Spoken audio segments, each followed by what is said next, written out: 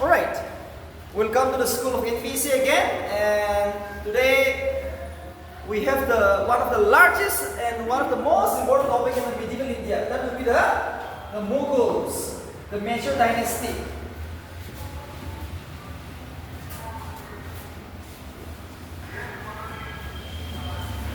The Mughal dynasty. Okay, after this, it was the British who will capture India, roll over India till 1947. That is known as the modern India, right? So the Mughals, our main focus here is the Mughal dynasty today. So see, remember from the NPC point of view, this is one of the major topic. Minimum 5 questions you can expect. Yesterday I've discussed about the Delhi Sultanate, right? The 5th dynasty, and this one the Mughals. They are very, see, medieval is very, just like exactly what the NPC demands you. Okay, not that much topic, not like the modern or the ancient. Here, 2 dynasty, Mughals and Delhi Sultanate. Okay, 90% will come from only here, from medieval India. So, you focus here at least for 2 weeks. Okay, October, today is 1st October, so whole month, again you spend on history. No harm, okay? You spend a full month on history because one day you are going to crack this exam. One day you are going to get through. So, first finish the history first. History, at every exam, history will carry the highest number of marks. So remember this one.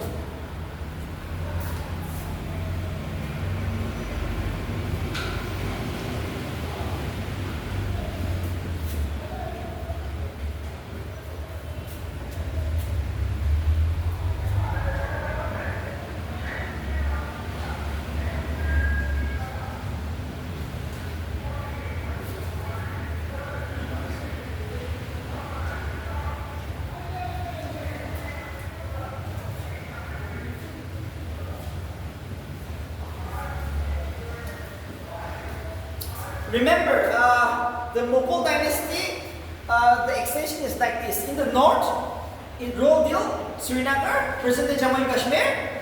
In the south, the Deccan. Remember, Kerala, Karnataka, Tamil Nadu never comes under. Okay, here small dynasty is going to come, like the Vijayanagar, Bahamani. So in the South India, they went up to Deccan. Just like the Delhi Sultan yesterday, right? Same thing, they went up to Deccan. So if you see the paper, it will be end of the Maharashtra. When McNeil, Karnataka, some part of, alright, like that. So this will be the end boundary of the South India, in the south part. In the west, it went up to Pakistan and Afghanistan. Alright. The Mughal dynasty in the west has extended up to Pakistan and Afghanistan. And in the east, till Bangladesh. Bangladesh was also part of. See, all these Pakistan, India, Bangladesh, Nepal, Bhutan, all are part of India till 1947. These are all part of India. They became independent from India. Alright, so remember this all. Pakistan, India, Afghanistan, Nepal, Bhutan, Sri Lanka, all were part of India.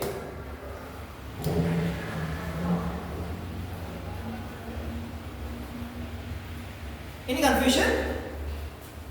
So this is just a basic introduction. The Mughal dynasty was a Muslim dynasty founded in the year 1526. We all know it was Babur, right? After defeating Ibrahim Lodi in the first battle of Panipat, laid the foundations of the Mughal dynasty in India. So see, they have taken the capital city at Lahore, but the capital city will keep on changing. Remember, the capital city will keep on changing. So Lahore was the official capital for the first time. So the extension is important. The extent of Mughal dynasty, in the north it went up to Jammu and Kashmir, in the south till Deccan, in the west till Pakistan and Afghanistan, and in the east till Bangladesh. Like the Delhi Sultanate. Alright, same thing. And remember the foundations. Which foundations laid the Mughal dynasty?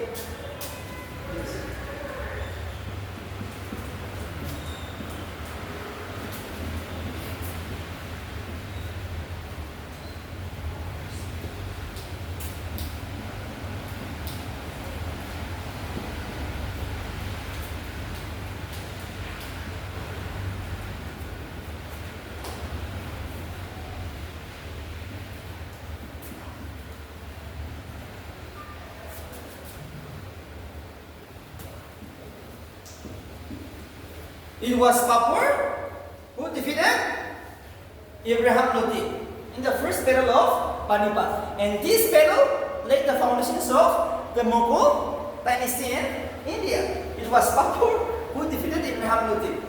And Ibrahim Lodi was the last king of the Delhi Sultanate. He was killed by Babur. Who was the first? Babur was a ruler from a king from Central Asia, right? He was eagerly waiting to invade India. And who has given the opportunity? It was Daulat Khan Lodi. It was Daulat Khan Lodi who has given the opportunity. So he happily defeated Ibrahim Lodi. And this is how the Mughal dynasty was led. So now from 1526 till 1858, we will first discuss the important kings. Okay, we will first discuss the important kings. Then we will go to the administration, the economy, the society, the literature, and the peoples in general. Because this is a major topic. Here, you have to go very deep. Okay, in this topic, you have to go very deep because it's a part of the main topic of the medieval India.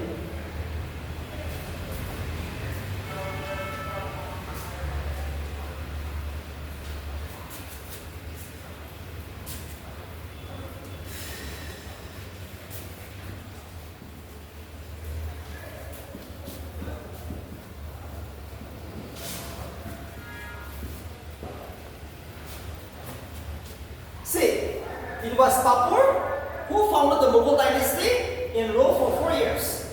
But when he ruled for 4 years, he fought almost 3 battles. Okay, even though he ruled for only 4 years, he fought 3 important battles. So that we are going to discuss today.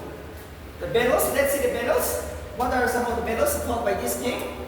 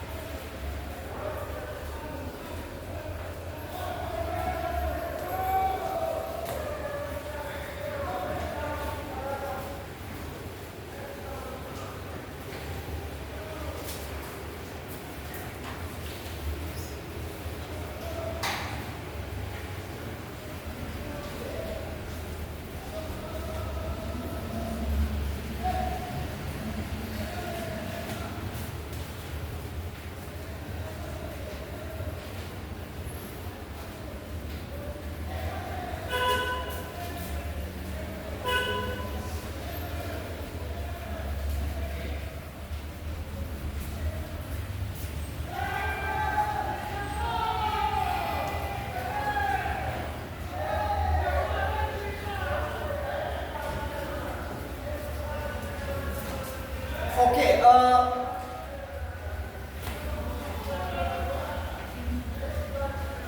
it is like this. Even though he ruled for only 4 years, right? This Babur, he fought 4 important battles. So the first was, we all know, it was the first battle of Panipat, where Babur defeated Ibrahim Lodi in the year 1526. This battle laid the foundations of the Mughal dynasty. We all know that. That was the first battle he fought in India. Too important. First battle that he fought in India. Second is Battle of Kanwa, 1527. The Battle of Kanwa in the year 1527.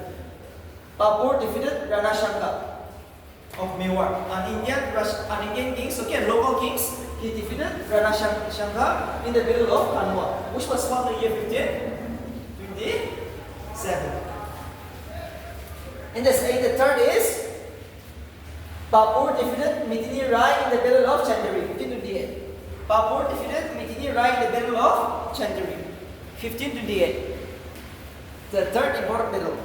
Babur defeated Mitini Rai in the Battle of Chanderi. And the last battle, Babur defeated Muhammad Shah in the Battle of Kakra. Babur defeated Muhammad Shah in the Battle of Kakra, 1529. See, last battle. Babur defeated Muhammad Shah in the Battle of Kakra, 1529. So, this is the fourth battle he fought. Because of this reason, he laid the solid foundations of the Mughal dynasty in India. Okay, he fought 4 battles. In all the battles, he was a winner. That's the reason he is considered one of the greatest king of India. So please write down.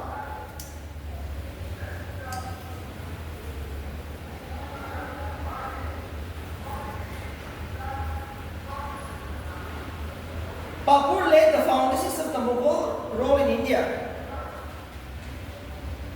Babur laid the foundations of the Mughal rule in India in the year 1526.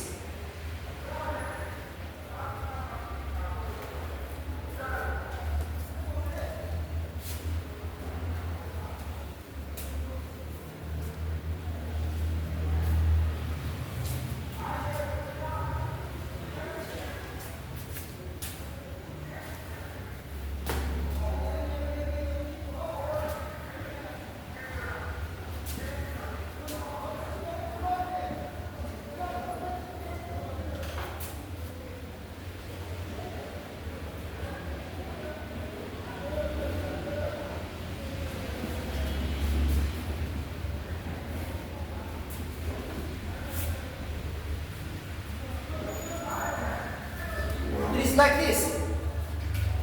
Babur was like this. From his mother's side, he was related to Genghis Khan, who was one of the greatest king of the Mughals. Okay?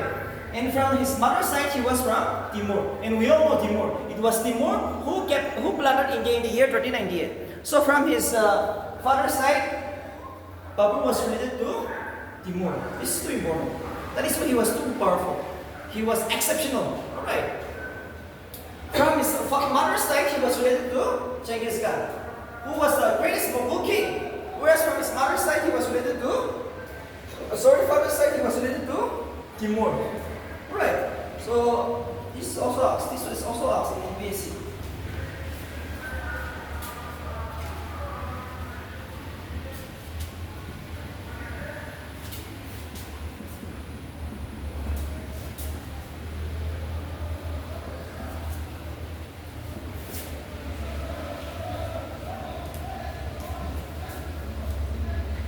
Okay, he wrote a very important book about himself, autobiography, a book written by himself, Dazak-i-Baburi, which is in Turkish language. Too important. Babur wrote a very important book known as Dazak-i-Baburi, which was in Turkish language. Too important. He died in the year 1530 in a place called Agra. He died in a place called Agra. Agra is the place where he died. Okay, too important.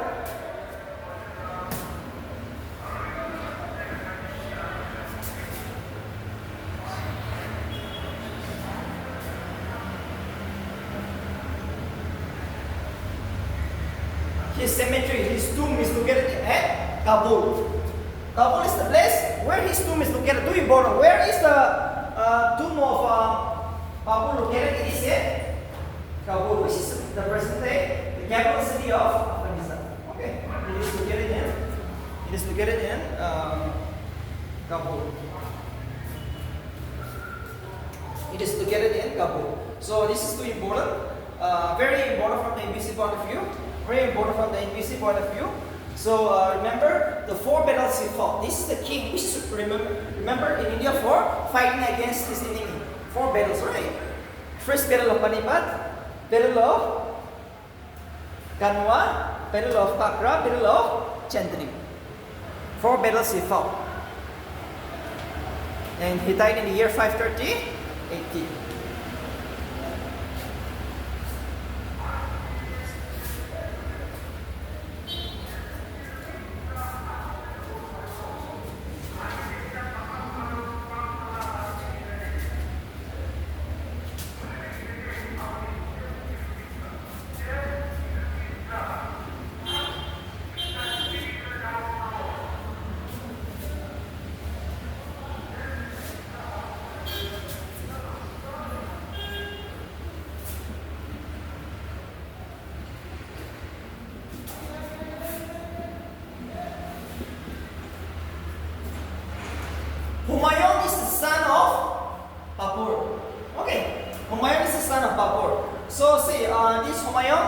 He became the king in the year 1530 after his father died. And he ruled till 1556. Unfortunately, what happened is that Sher Shah, the king of Afghanistan, both of them fight two important battles, Battle of Jauza and Battle of Kanauj.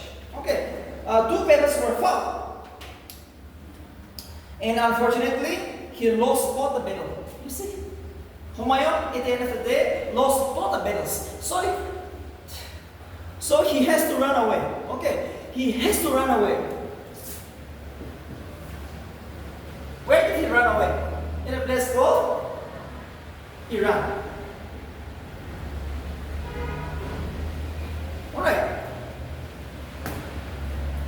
Humayun, since he was defeated by Sher Shah, the Afghan kings, in these two battles, Battle of Jauza and Kanauj, he ran away and he hid in a place called Iran.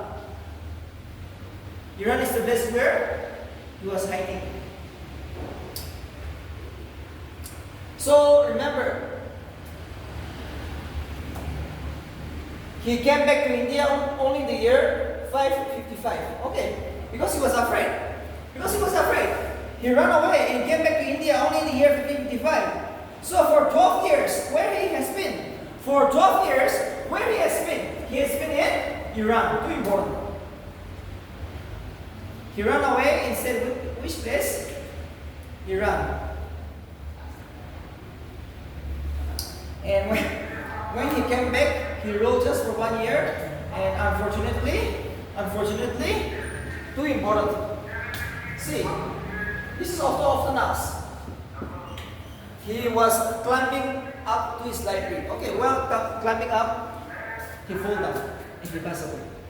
Unfortunately, while climbing down the libraries, he passed away in the year 1556. Okay, so this is often asked in BSc, and remember, his tomb is in Delhi. Too important. His tomb. Where is the tomb of this king? Where is the tomb of this king? It is in Delhi. Okay, it is in Delhi. His tomb is in Delhi. The tomb of Humayun is in Delhi. Too important. And remember, he lost all the battles. Unfortunately, he lost two battles.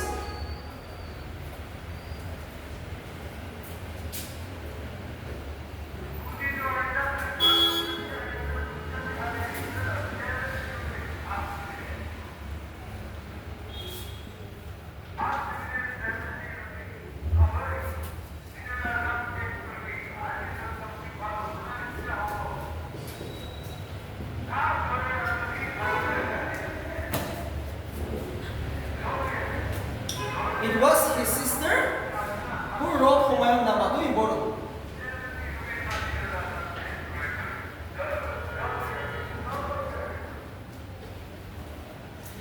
Golbadam Begum is the sister of Humayun, and he wrote Humayun Nama.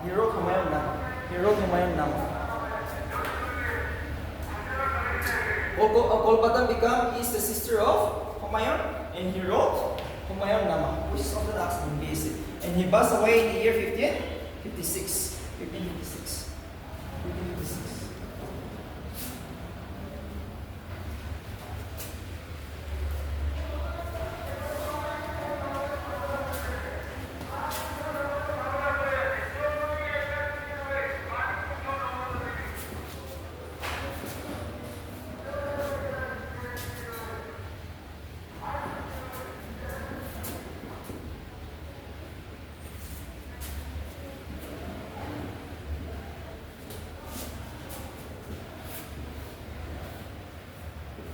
Okay, we will discuss the greatest king of India, Jalaluddin Muhammad Akbar Pacha Qazi, the full name of Akbar. Okay, this is often asked. We all know the greatest king.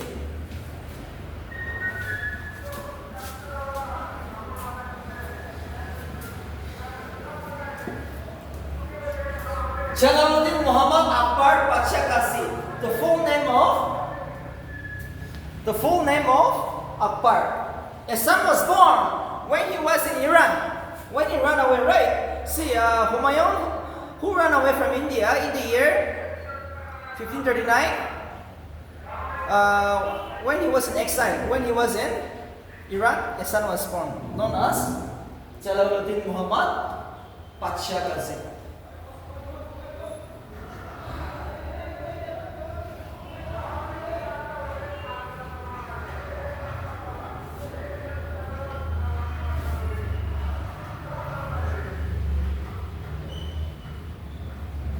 Jalaluddin Muhammad Akbar Pacha Qazi.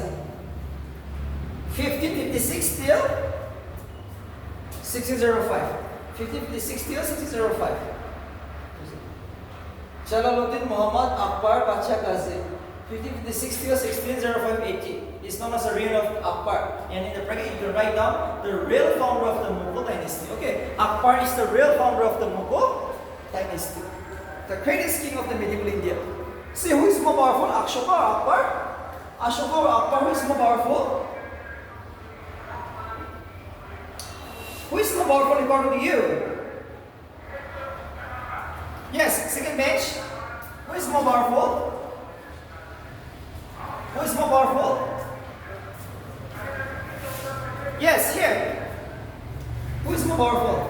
Ashoka or Akbar? According to you, you have already studied Ashoka, right? So now comes the Akbar. Now today we are going to study Akbar. Who is more powerful? Yes. It is Akbar or Ashoka? They are all powerful in their own field, okay? Ashoka, the greatest king in the ancient. Akbar, the greatest king in the medieval India. So now, before I give you the reforms which was introduced by King Akbar, let me first give you the areas which was captured by this greatest king. Okay, the area which was captured by this greatest king. Let's see the greatest area.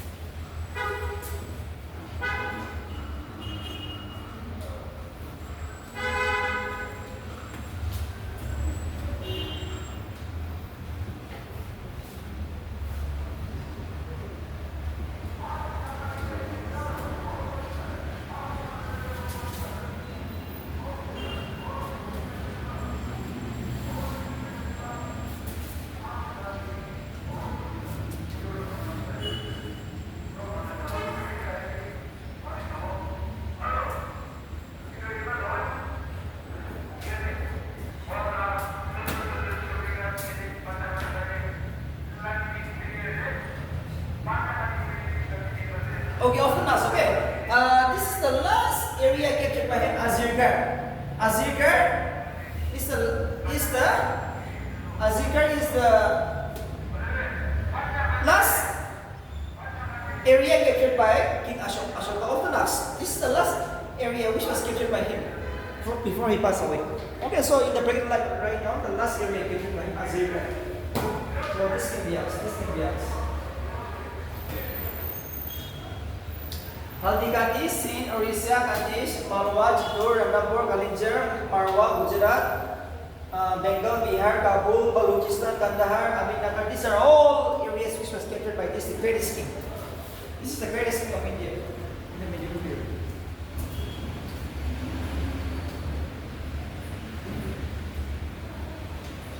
You have to study very hard, okay? See, now the exam is very, see, what not just 30 days, right? 30 days. So if you're lucky, you will break the SSD also, right? So just for us, keep patience. Yes.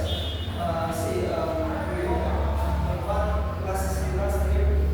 So today, this 4 hours is under this screen. 2 hours, you can focus on the certificate. Yes. That is how it does in SSD.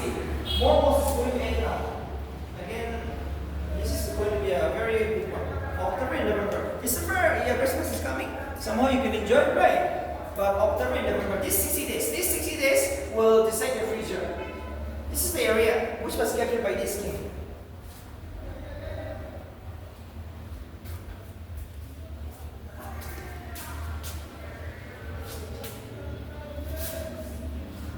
Okay. He is the first king who gave one official language to India, Persian. Persian is the official language which was given by Akbar. Please write down.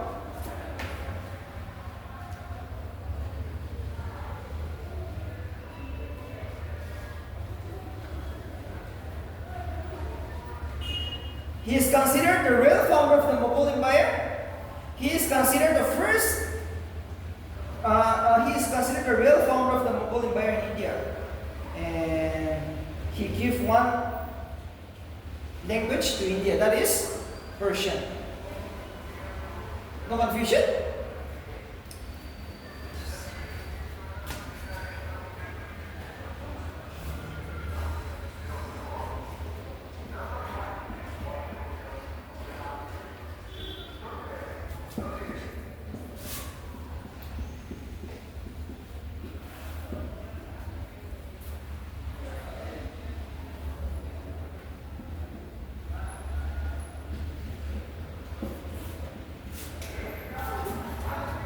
Okay, last page. What was the Jizya tax? What was the Jizya tax?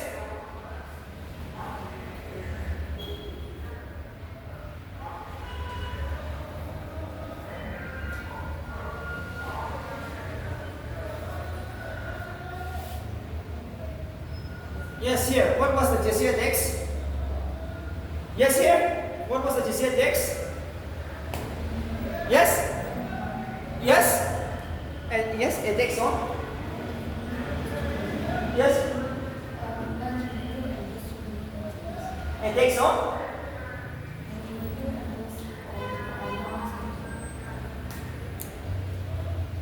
Yes, yes. It takes on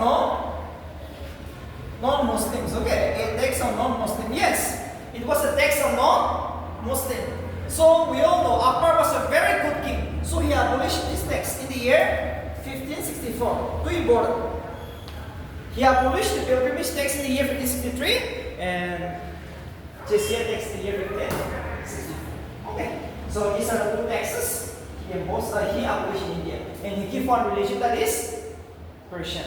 And one more. He is the first Indian king to separate religion from politics. Please write down. Politics means to do with policy making. Church means to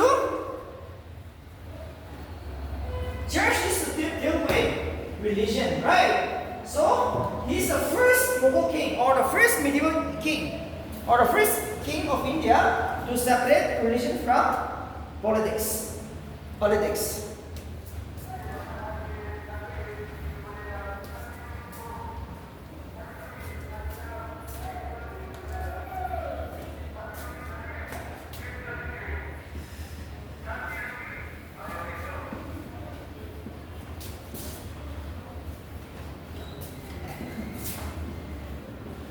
He was a very good king. So, what does he do? He tried to establish a new religion known as Dynasty. Okay, a new religion which can be worshipped by every people in India. You have Muslim, Hindus, Christians, anyone can worship. Dynasty.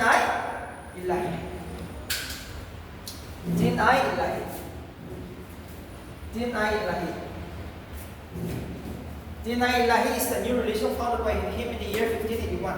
1581.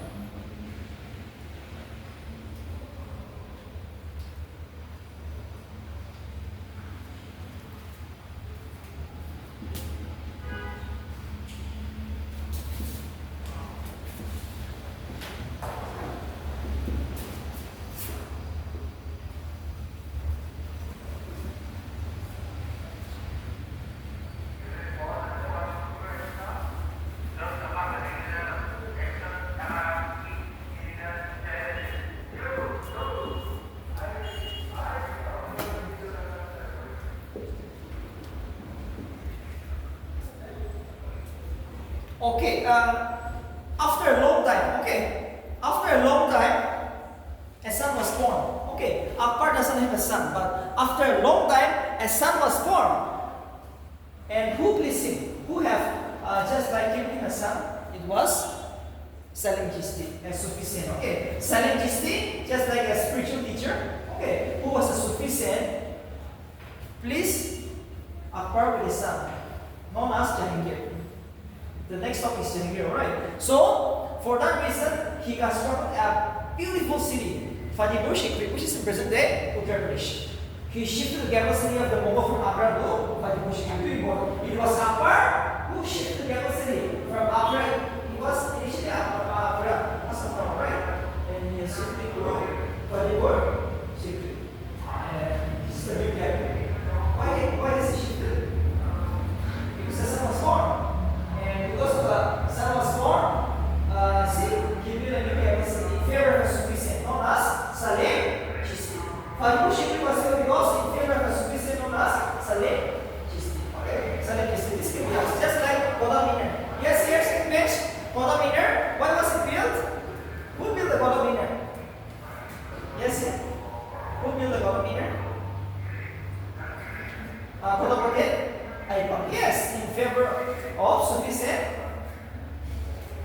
Kawaja. Qutb Baktiar Kaki. Yes, these are some of the best things. Just like a Taj Mahal. Yes, Taj Mahal.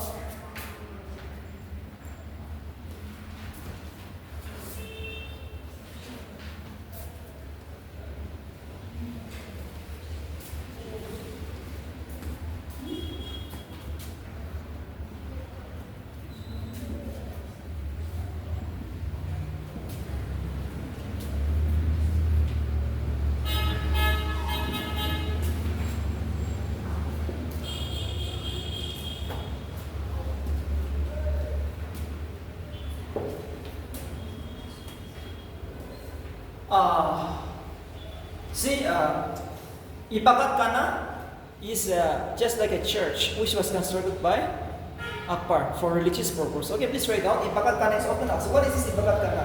A nice question, okay? He built Ibagat Kana for religious purpose.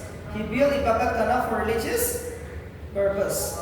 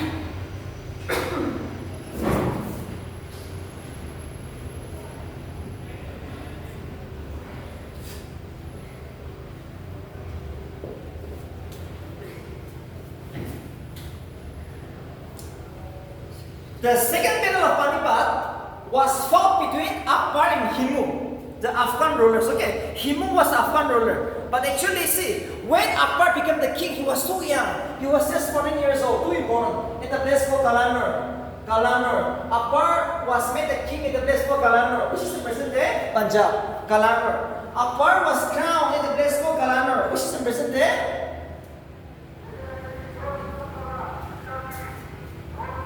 Naur. I'm so sorry.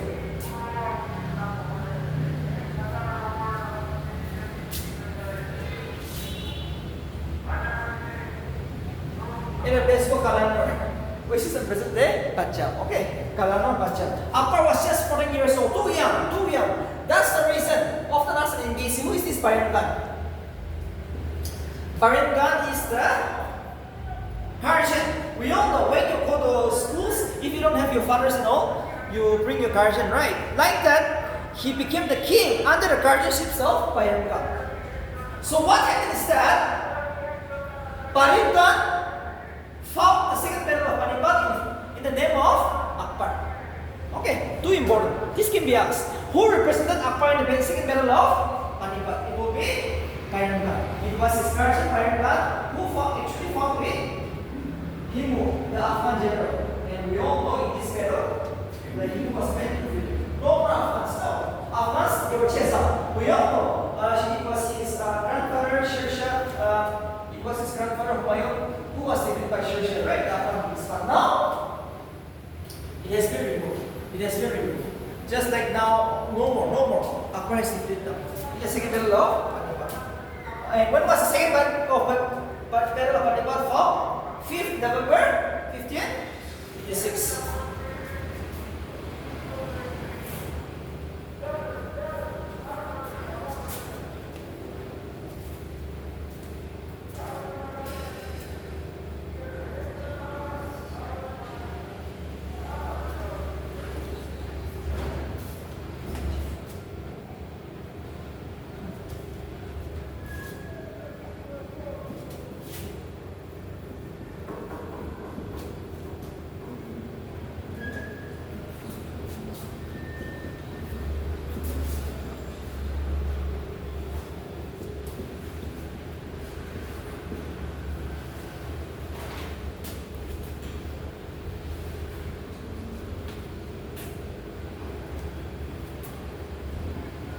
One more battle. Battle of Haldighati. A Rajput prince, okay, a Rajput ruler, a prince or king, Rana Pratap. Rana Pratap was a very powerful ruler of the Rajput kingdom. So it was Akbar who defeated him in the battle of Haldighati, which was fought in the year 1576. It was fought in the year 1576. So these are some of the things you have to remember. The battle of Haldighati, 1576. It was Akbar who defeated.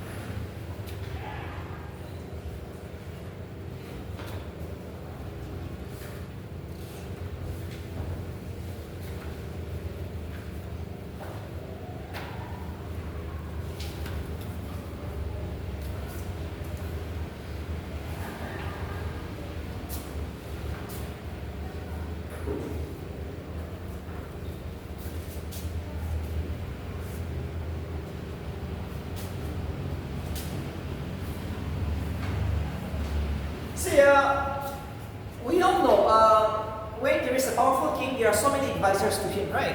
So 9 jewels means 9 advisors, or the most trusted advisor might be assistant to King Akbar.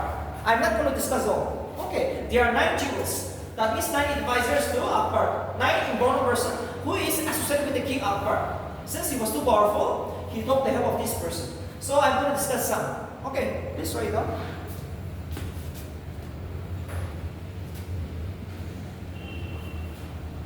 Tansin. who was a famous musician. Okay, this can be asked. Tansin, the musician. Raja Durdarmal. Who was this Raja Durdarmal? Revenue officer. Often this is very important. These two is too important.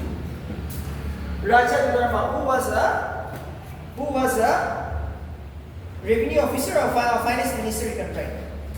Revenue officer or finance officer. And we finance minister or revenue officer. And next is the Mansingh. Okay, who was Mansingh? Yes, first bench. So far we have discussed Mansingh. Who was this Mansingh? Yes, recently we have discussed. Yes, here Mansingh means he was the army commander, right? So now he has fought Battle of Haldigati. In the Battle of Haldigati, it was Akbar who fought, but again, in the Battle of Haldigati also, it was Mansingh who represented Akbar. Okay, like Panipat, who represented the second Battle of Panipat. So here comes the Mansingh. And who is this Mansingh? Mansingh is a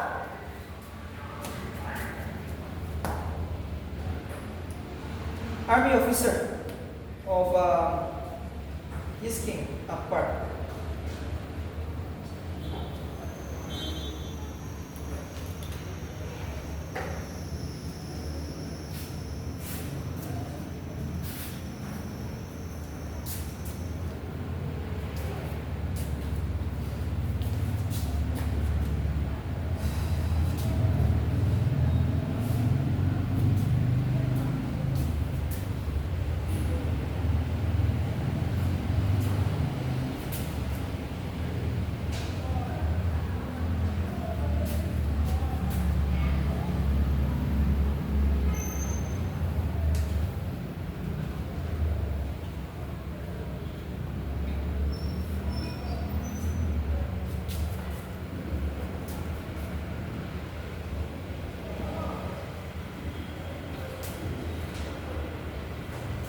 Okay, these two can be asked.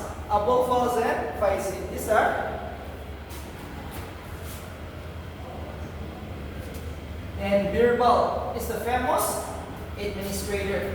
Birbal is the famous administrator of King Akbar. Okay, these are the things you have to remember. But the most important is the Danshan and Raja Durdarmal. Birbal, administrator. Faisi, Abu Falls. Scholars, Abu Falls and Faisi, they are all scholars and statesmen. Scholars and statesmen.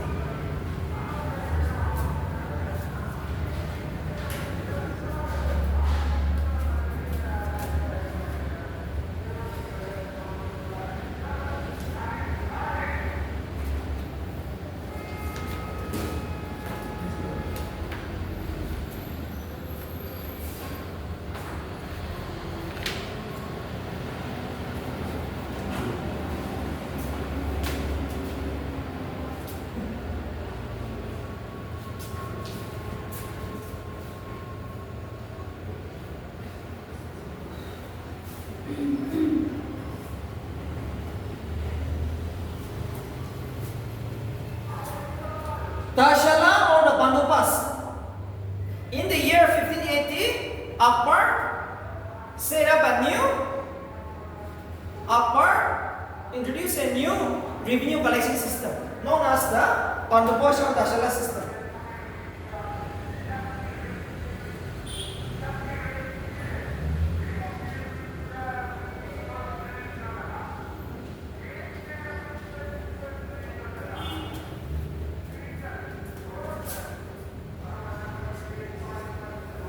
Same thing.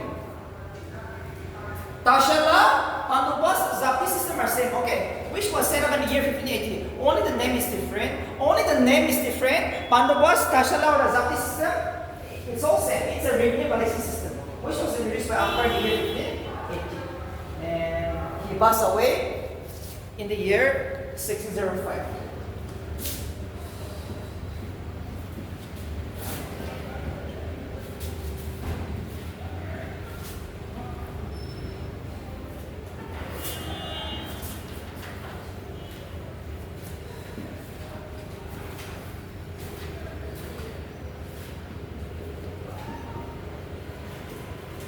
He passed away. He passed away in a place called Shikandara. Shikandara is the place where his tomb is located. He born the famous king, the greatest king apart. His tomb is in Shikandara, which is the present day Uttar Pradesh. Okay, his tomb is in Uttar Pradesh, Shikandara.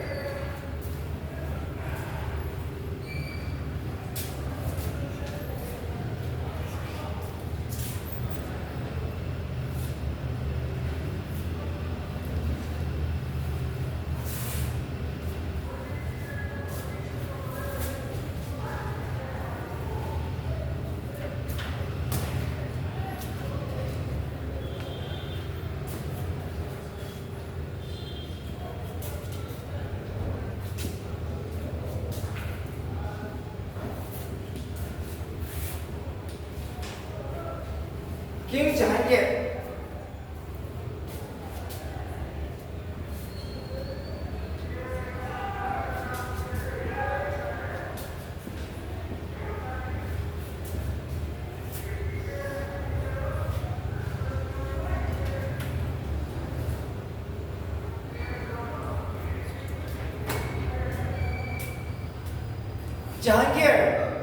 Jahangir is the next king of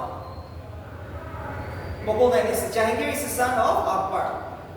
And Jahangir is too important in India because of Zanjir-i Adab. Too strict in giving justice. Okay, Zanjir-i Adab, which means the chain of justice. He was too strict while delivering justice.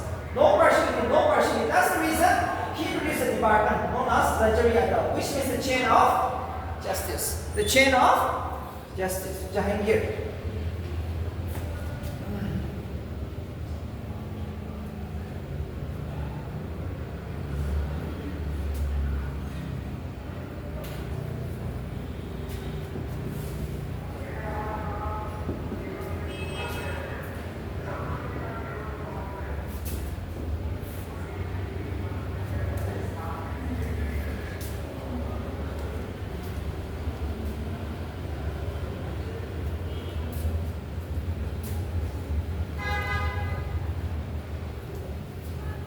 William Hawkins and Thomas Roy.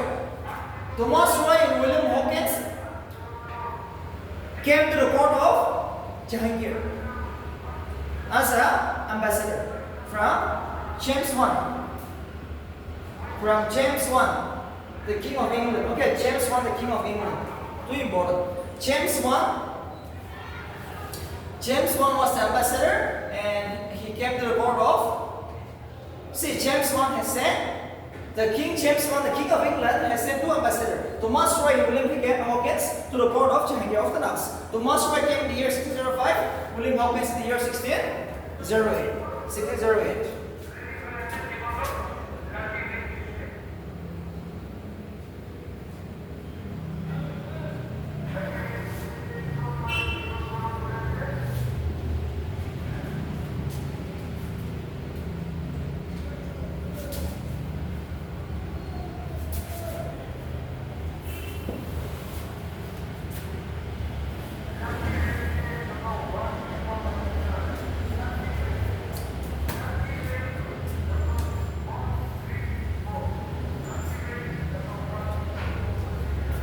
The role of Jahangir is marked by several reforms. Okay. The role of Jahangir is marked by several revolts. His son tried to kill him. Jahangir's son tries to kill Jahangir. So what happened is that Khusrau is the son of Jahangir. His son, Khusrau, too important, take the help of a Sikh guru. He's a Sikh guru. Okay, Sikh guru. Guru means the teacher, right? Guru means teacher. The Sikh, the religious teacher, Guru Arjan Dev. Jahangir's son, Khusrau, take the help of Guru Arjan Dev, who was the Sikh guru. So, but unfortunately, Jahangir was not killed. Unfortunately, Jahangir survived. Unfortunately, Jahangir survived. So what happened is that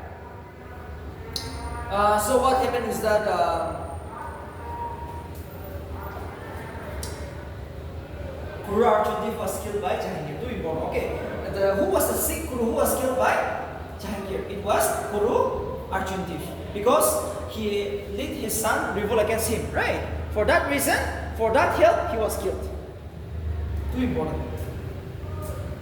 And remember, Lahore. Lahore is the place. Lahore is the place where Jahangir passed away. He died in 1627 in a place called Lahore.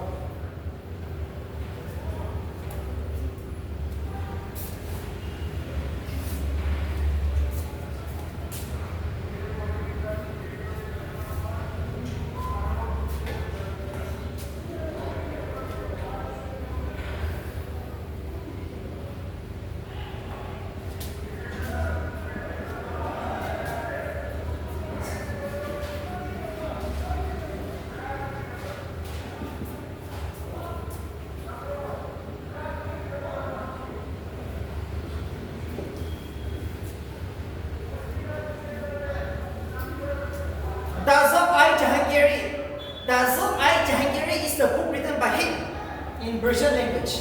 Jahangiri is a language written by him in Persian language. Persian language.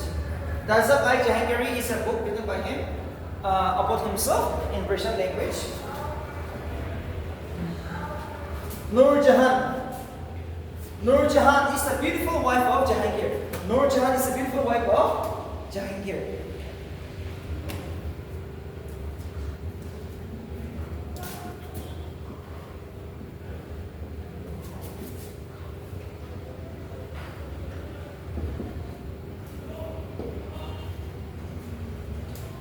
Mosque building, okay, reached zenith during the reign of Jahangir. Okay, the mosque building reached zenith, the highest point during the reign of Jahangir. This is the important. The mosque building reaches the highest point during the reign of Jahangir. One more, the paintings. Same thing, the paintings. The paintings reaches highest point. Painting of the Mughals reaches highest point during the reign of Jahangir. So two things. One is the paintings, the other is the mosque building.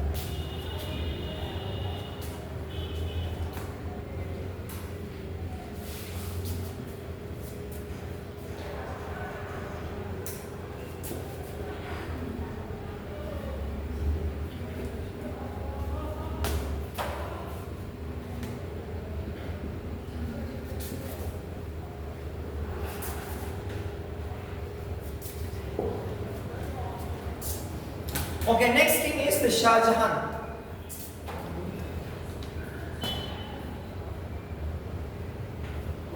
Shah Jahan is the son of Jahangir. Shah Jahan became the king in the year 1628 and ruled till 1658. And this Mughal king is remembered for the Deccan policy, the Deccan and the foreign policy. Deccan means he tries to attack the South India. Deccan Plateau. Okay. If you go to Maharashtra, downstairs bordering Karnataka is a Deccan Plateau. So he tries to kill this, tries to capture this Deccan area. And foreign policy, he also tries to go to outside India. So which king is too famous for the Deccan and the foreign policy? It is Shah Jahan.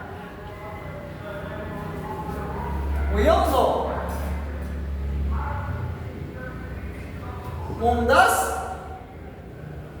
Mumtaz Mahal. You see?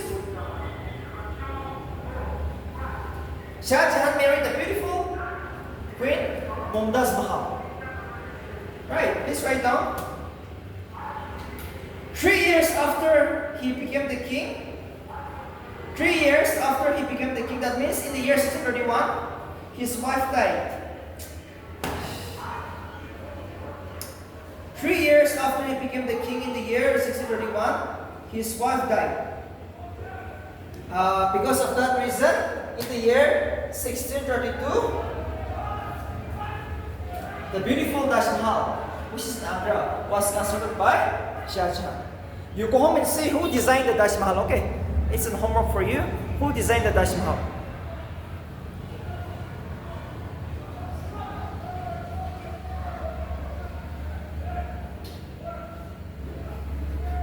Who designed the Taj Mahal? Who designed the Taj Mahal?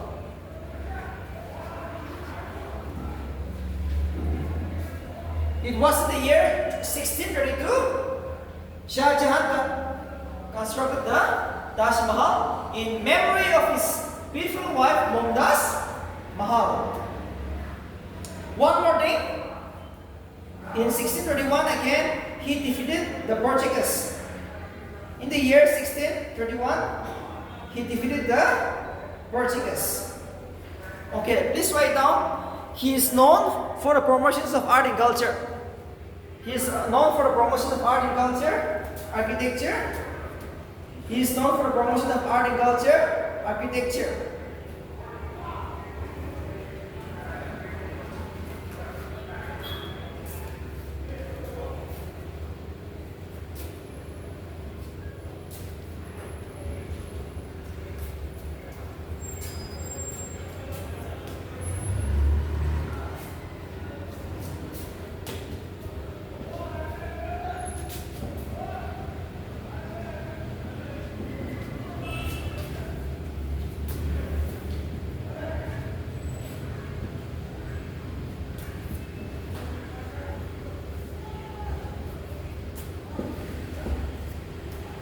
Jama Masjid, Red Fort, Taj Mahal were constructed by him. Okay. Architecture. Architecture. Architecture. Architecture reached zenith, the top points. The top points during the reign of Shah Jahan. Architecture. Architecture. Taj Mahal. Taj Mahal, Red Fort, Jama Masjid reached highest point during the reign of Shah Jahan. So everything is too important for one reason. One is remembrance for painting, one is for architecture. Yes. So this is the only thing. Unfortunately, he was imprisoned by his son Aurangzeb, the worst king of India. Okay, Aurangzeb. Aurangzeb. Aurangzeb is the man. Aurangzeb is the son of Shah Jahan. He was imprisoned by his son Aurangzeb and died in captivity. Where was he kept? Agra Fort. Okay, Agra Fort. Agra Fort is the place where Aurangzeb, where Aurangzeb died. And remember, he was very Dutch. Dutch means the Agra. Dutch means the Agra. Dutch means the Agra. Okay. Agra is the place where his tomb is located. He was buried and his tomb is located in Dutch, which is the present day Agra. Which is the present day Agra.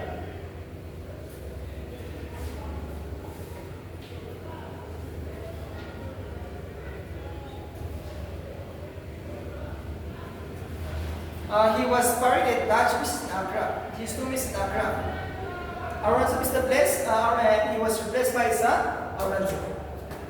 Doing Boron, where was Shah Jahan kept? Agra Fort.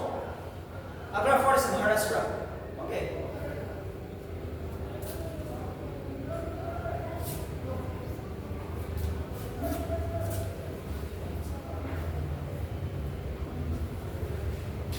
Next will be the Aurangzeb.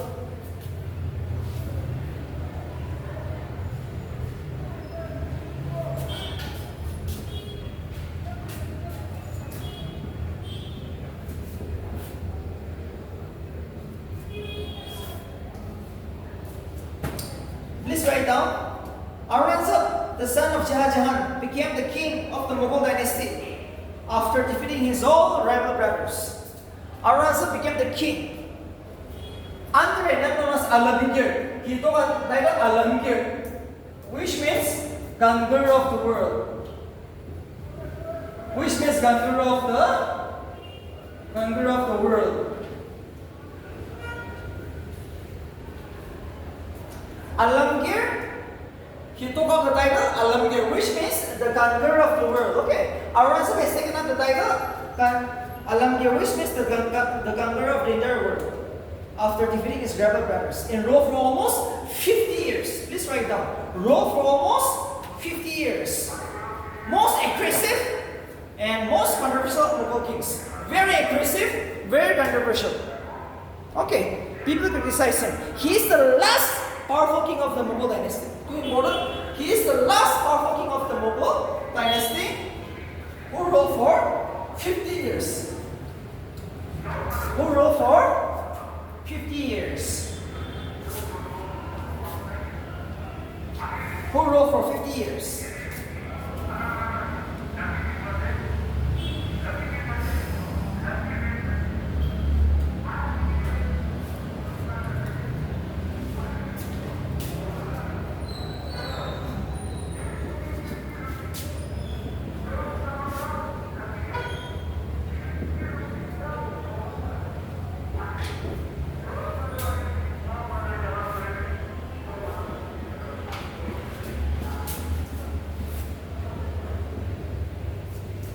He was too harsh. He was too harsh. He never likes the Hindus. That was one of the reasons why the Mughal dynasty declined. They are ruling over India, right? They are Muslims. But no, he was very harsh. That's the reason he reimbursed the jizya tax. Too important. Let's write down. 1679. He reimbursed the jizya tax. Alright. Aurangzeb reimbursed the jizya tax. 1679. 1679. Okay, 1679 is the day where he reimbursed the jizya tax and takes on non-Muslim. And he is known as Zindagi, which is the religion. A very religious person. Okay, extreme follower of religion, Islam. Zindabir, which means the living saint. He truly believed in God. Okay, he was too religious. That's why known as Zindabir.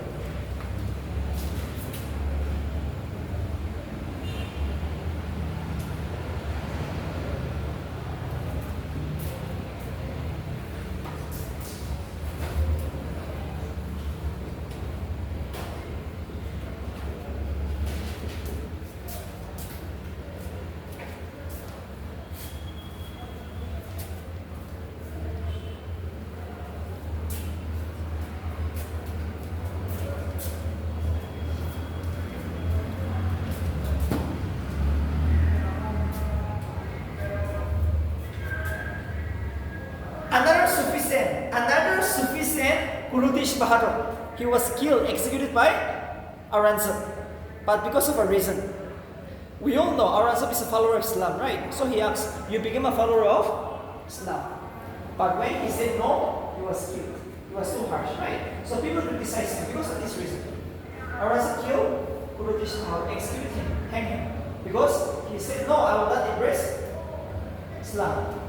Because of that reason, in the year 1675, Kurutish Bahadur was killed. This is one of the reasons. So far, two people were killed, right? Two Sikh Guru Arjan Dev by Jahangir, and Kurutish Bahadur by Aurangzeb. And remember, now, one more thing. Shivaji. Okay, tomorrow topic is going to be Shivaji.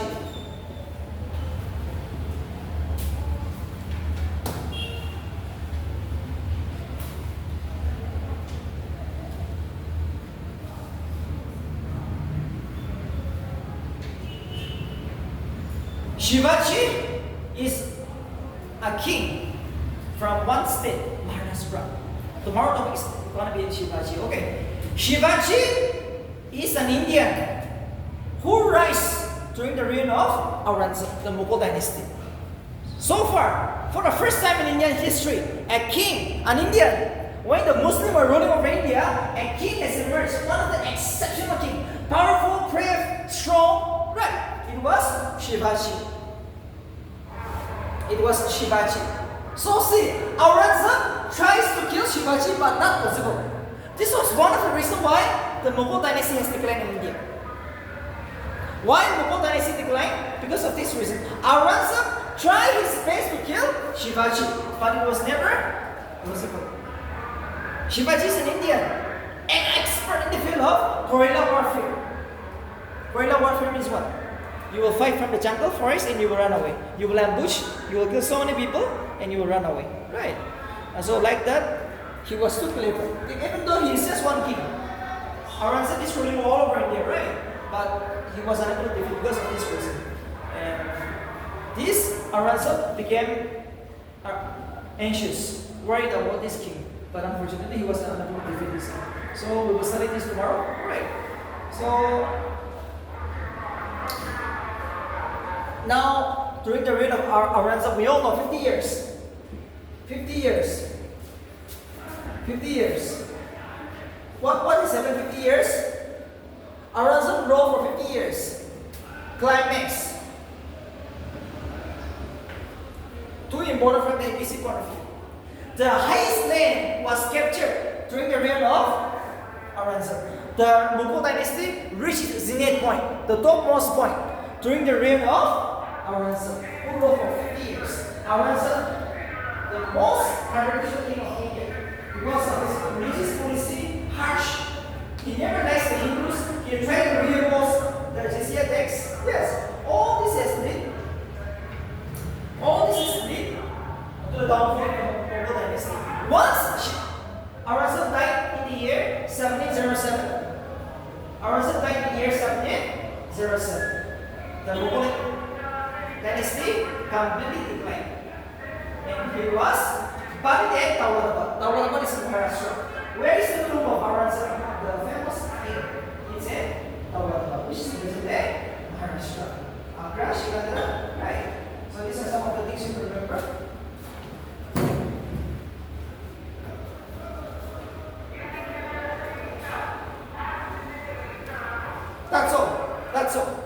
That's all. Aurangzeb died in the year 1707. And after this, the decline of the Mughal dynasty emerged. So, some of the basic things you have to remember, see, it is like this. The highest point, the highest thing was captured during the reign of Aurangzeb. And the paintings reached zenith during the reign of Jahangir. And for Shah Jahan, the paintings. So see, immediately after the death of Aurangzeb, it was Bahadur Shah I who replaced him. It was Bahadur Shah I who replaced him. Okay. And the last king of the Mughal dynasty is Bahadur Shah II.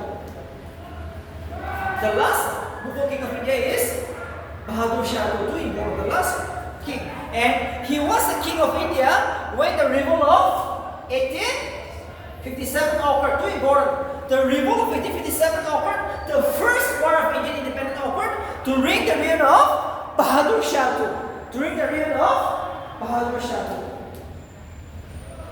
And after this, now will come under the reign of the British. Right? The Britishers, the modern India will come. So this is the decline. Once Aurangzeb declined, the Mughals will capture all over India. Okay, all over India. So we will have a short break.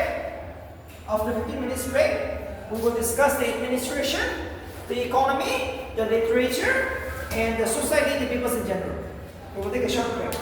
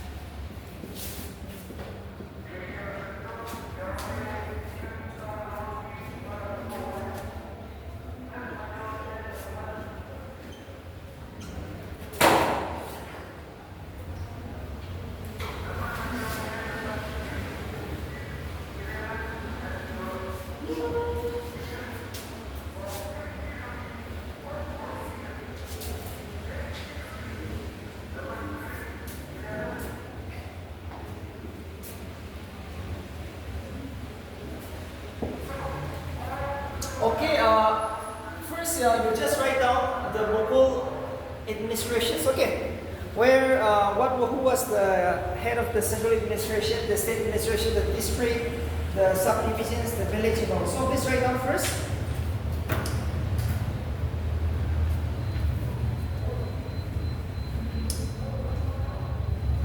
At the top, we have the king. At the top, we have the king. The king was the head of the entire central administration. The king was the head of the entire central administration. Too important. The king was the head of the entire central administrations. He was the supreme commander of the armed forces. Too important. Not like in the Guptas. In the ancient, it was the Purohit, right? The king will give power to the army chief, but no. Here, the Mughals in the Delhi Sultan, it was the king, who was the supreme commander of the armed forces. That means the army during the war. That means the king will lead the war, not the Purohit. He was himself the king. Please write down. He was the supreme commander of the armed forces.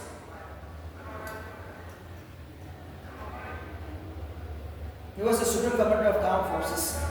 So see, that means everything you have to depend on the king, right? The king was the head of the entire central administration. And remember, we all know, the king also knows that for administration, you have to give some power. So he has divided the Mughal kingdom into provinces known as Shuba. Shuba means the state, okay? Like the 28 states in India. Shuba means like the 28 states in India. And who was the head of the state? Known as Shipashala. The head of the state was known as Shipashala. And the district means Sagar. Sagar means the district. The head is known as the Fuster. The head of the district was known as the Fuster.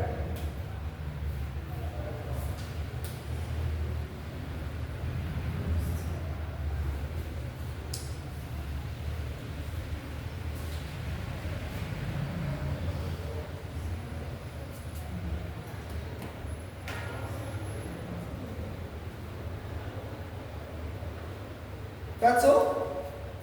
And the Bargana means the subdivision. Bargana means the subdivisions. And the head of the Bargana is known as the Amir. And Gram is the village. The village was the lowest administrative unit. Too important. The village was the lowest administrative unit. Lambader. Lambader.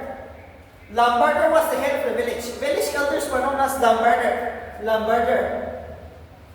Lambader. Okay, Lambader.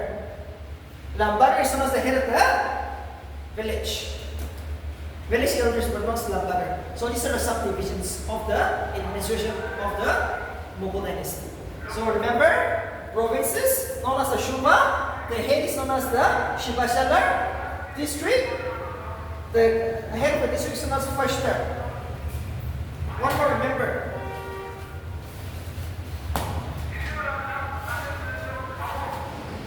During the wars, right? During the wars, it is the king who will command. Okay, because he is the head of the entire central administration, also the commander-in-chief of the armed forces. Both the roles were taken over by the kings. So this is the most important. During the ancient period, the king gave power to the Purohit. Right? I'm so sorry, Sinani. Who was the army chief? During the ancient period, who was in charge of the army? Sinani. And Sinani means the army chief. Right?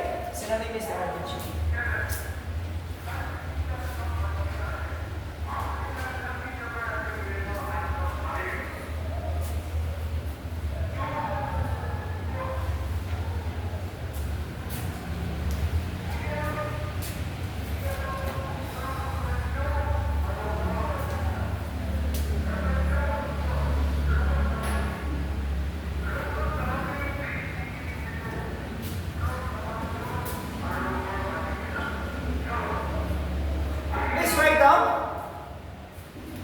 The Mughal dynasty initially consisted of only 12 states, 12 provinces. And the Mughal Empire has only 12 provinces initially. However, it rose to 15. After the additions of Virar, condition Amitabha.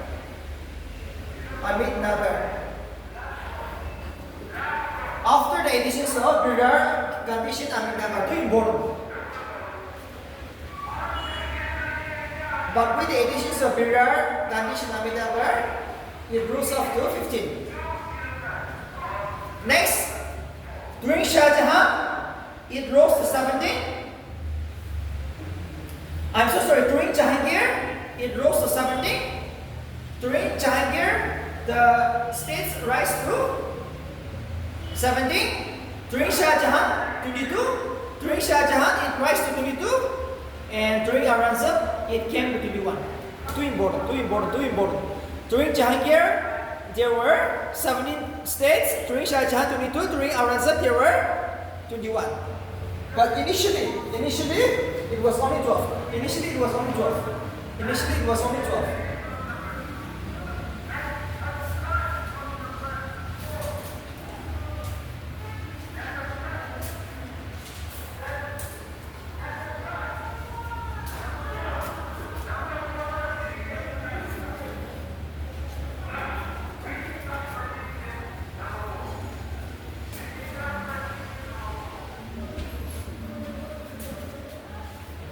Mir Bakshi, Paymaster General.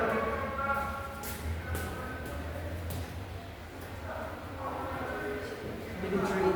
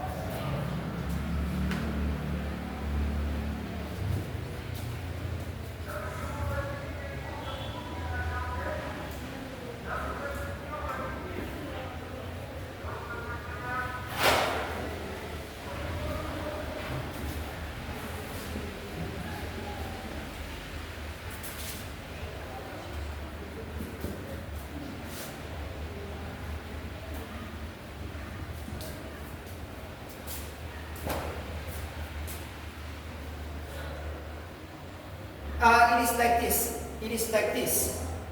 We all know the king was the entire of the central administration as well as the in charge of the armed forces, right? However, he took the help of these three important persons. Mir Shaman was in charge of the king household. Every household of the king was in charge of Mir Shaman. Mir Bakshi, military general. Mir Bakshi was head of the military and intelligence department. Mir Bakshi was the head of the military and intelligence department. Okay. Mir Bakshi was the head of the military and intelligence department, and as was the paymaster. That means he gave the salary to the soldiers. Mir Bakshi, head of the military department and intelligence department. And lastly, Sardar, which means head of the chief religious advisor to the king. Sardar is the chief religious advisor to the king. Okay. In the field of religion, it was Sardar who advises the king. So these are some of the important persons who are engaged to the king. Even though the king was the head of the hierarchy, it was he who advises. So these are some important things which you will remember from the English one. Military intelligence department, religious advisor, also.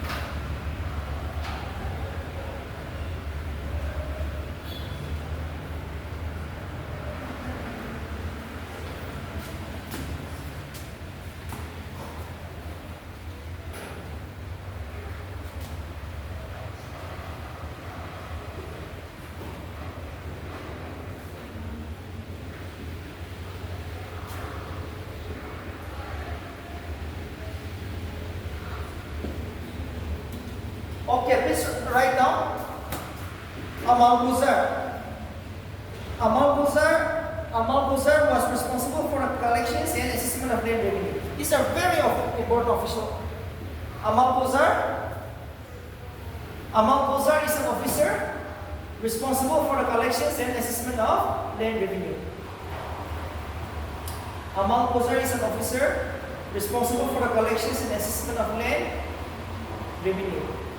Amal Guzar. And Diwan means the in charge of the revenue department. Diwan is often asked, who is Diwan? Diwan is also an officer in charge of the revenue department. And lastly, Kaunanggo. Kaunanggo means an officer who keeps revenue records. Kaunanggo is an officer who keeps revenue records. Diwan is an officer in charge of revenue departments. And Amil, responsible for the assessment of land revenue. And Amil is also an officer. And Amil is also an officer for the assessment of land revenue. And Amil is also an officer responsible for the assessment of land revenue. An officer responsible for the assessment of land revenue. Amil. Next will be the land revenue system. Land revenue system.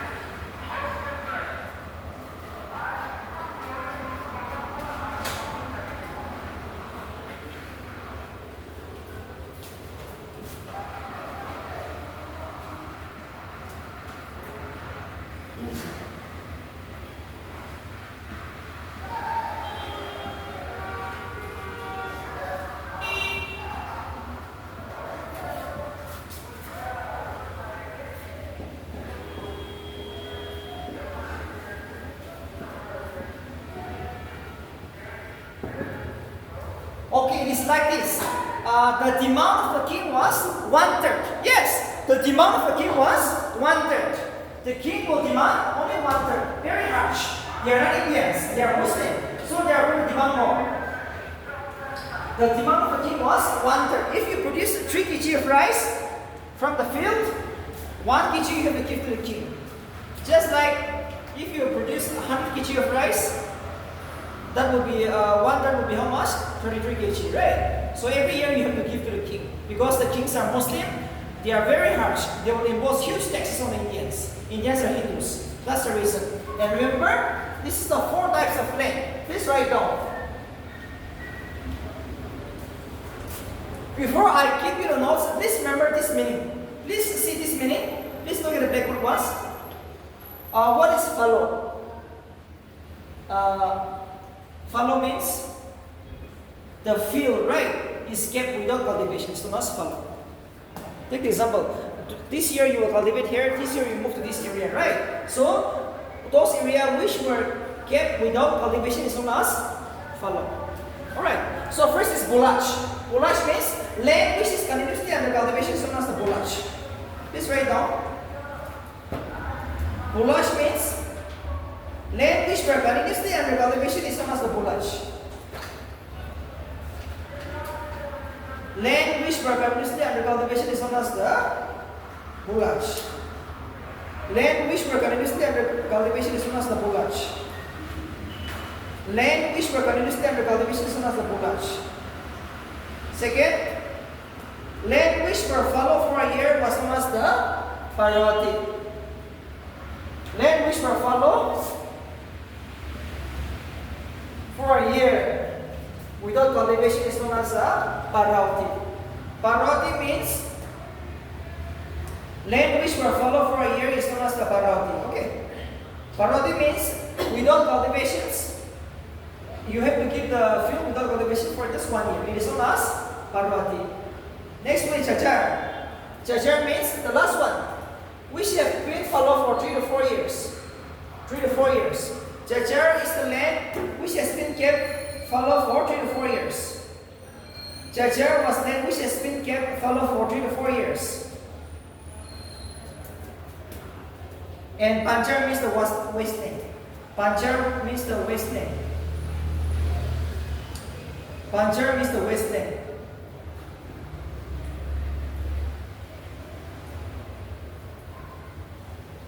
That will do, okay? These are the types of land revenue which we will come across during the Mughal period. So today,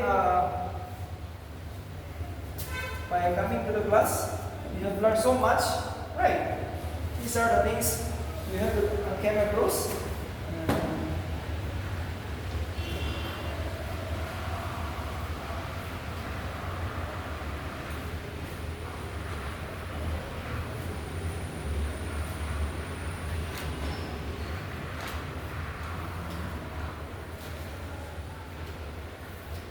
Okay, please write down the Mughal economy in the society. The last topic for today will be the Mughal economy in the society. The Mughals economy in the society. The Mughals economy in the society. Okay, we will first discuss the society, Indian society.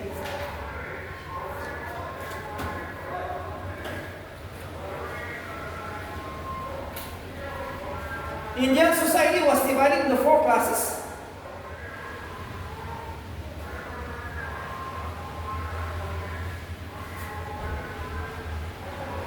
Indian society was divided into 4 classes. Number 1, the king. Number 2, the nobles. Number 3, the middle class. Number 4, the lower class. The lower class. Indian society was divided into 4 classes. The king, the nobles. Number 3, the middle class. Number 4, the lower class. The lower class. So there are 4 types of people, right? So king means the most powerful person. Noble means, we all know yesterday, right? The most important person, the most intellectual, skillful person during the Delhi Sultan. The same thing. They are the men who enjoyed. Now let's write down. Next point. The positions of the women. The positions of the women. The positions of the women declined in general during the Mughal period. The positions of the women in general declined during the Mughal period. Polygamy was very common among the Muslims. Polygamy was very common among the Muslims. Polygamy was very common among the Muslims. Sati system was common among the Hindu women.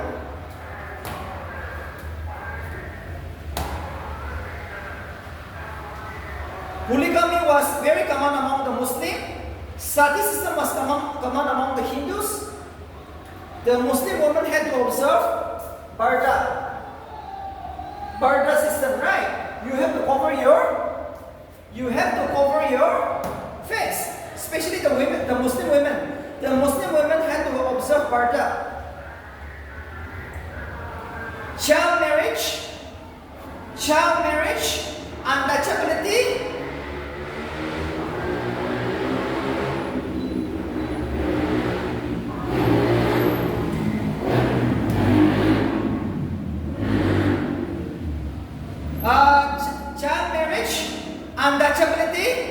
Barda system were some common social evils. Child marriage, untouchability, Barda system were some common social evils.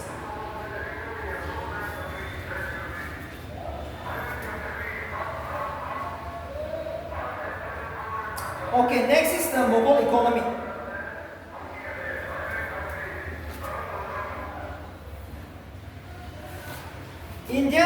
Mughal economy was a forest-based agricultural economy. Please write down. Mughal economy was a forest-based agricultural economy.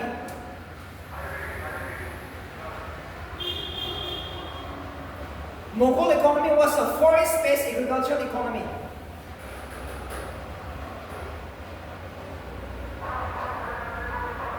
Mughal economy was a forest-based agricultural economy. In order to absorb the growing populations, cultivation had been gradually extended. In order to absorb the ever-growing populations, cultivations had been gradually extended. The principal food crops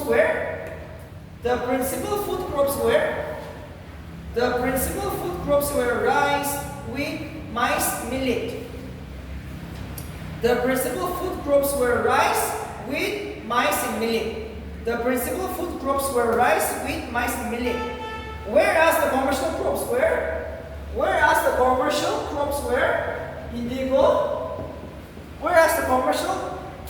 were indigo, cotton, sugarcane, silk, and tobacco, etc. Whereas the commercial crops were indigo, cotton, sugarcane, silk, tobacco, etc.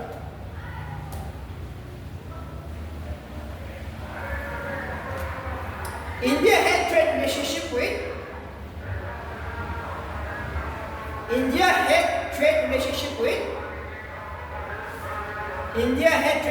with France, Holland, Portugal, England, Arabia, Egypt, Central Asia, Persia, China, Japan, Nepal, etc.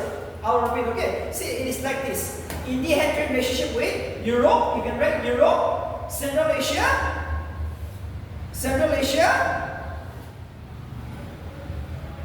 China, Japan, Nepal, etc. You can just write. India had trade relationship with Europe. You can take the example of France, Holland, Portugal, or England, and the Central Asia, and China, Japan, Nepal, etc. That's all. Okay, so we have a relationship with Central Asia, Europe during the Mughal period. So this is the things, and one more thing is now some more things. The name, okay, some basic names you remember. The last point for today. All right.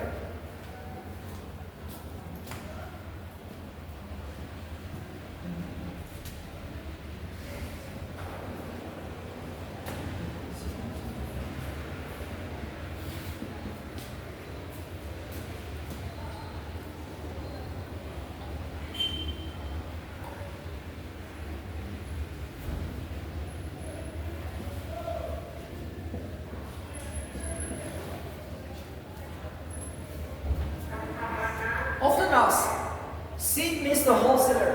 What is this seed? Seed means the wholesalers.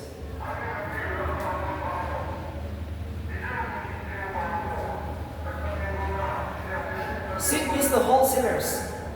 Chittis means the businessman in the South India. These are often asked. Who is this Chittis? Yes? Businessman in the South India. Chittis means the businessman in the South India. And wholesaler means the seed.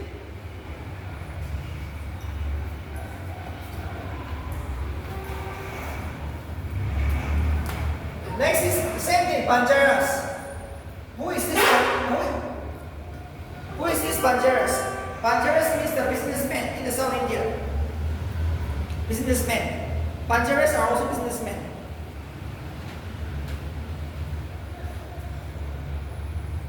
Same thing, Spanics. Panics means the traders. Panics means the traders again.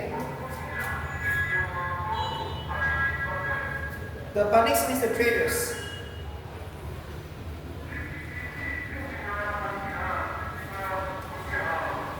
Panics or boras, the same. Panics or boras are known as the businessmen. Panics or boras are known as the businessmen.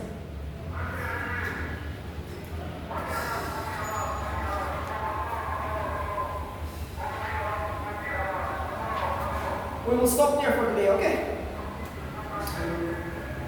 So, these are the topics you have to study from the APC point of view. 2 topics has been done, especially the most important topic, the Mughal dynasty and the Delhi Sultanate. Okay. from here you can expect 10 questions. So October, it is up to October 15, 2 weeks, you focus on medieval. Okay, these 2 topics. Tomorrow we will start with some minor dynasty during the Mughal, during the dynasty. Okay, Vijayanagara, Bahamani Kingdom, and one more is the Marathas, Shivaji. So tomorrow is also going to be a very important class.